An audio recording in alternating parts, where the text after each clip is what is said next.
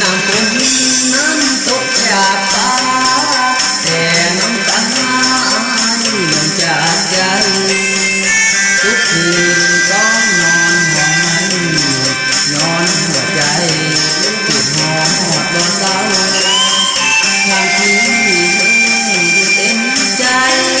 ว่าสามไปบ่ได้หักเขาแต่ใจอยากคิดหอดเขาคิดบ่เศร้าจึงต้องนอนหลับฝนตกยังยามยาอ้ายนาคิดหอดบ่เศร้าคิดหอดดื้อคิดหอดเจ้ายามกินข้าวมันก็ขึ้นผมยามสิหลับตานอนแสงอ่อนโปรดสวัสดิ์ทุกคืนอ้ายได้แต่เห็นขอให้อุ่นคงจนสวยต้นจักรวาล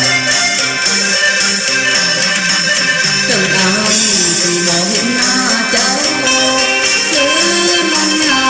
สิอยู่บนใดถึงน้อง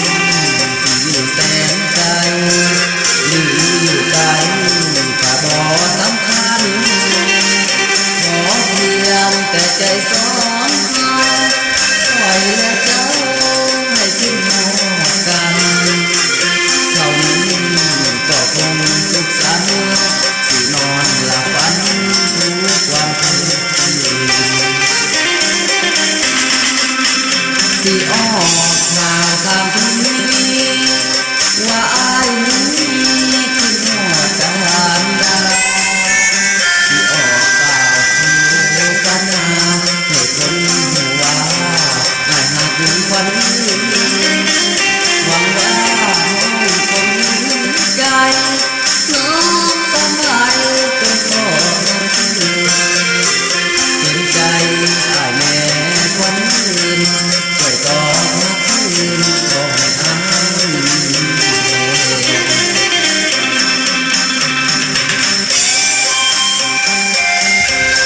ก็มอบให้น้องมาได้เปิดไม่ทานเด้อเธอสิเป็นบันไดกันนะเธอเป็นทานนะฟังเลยนะ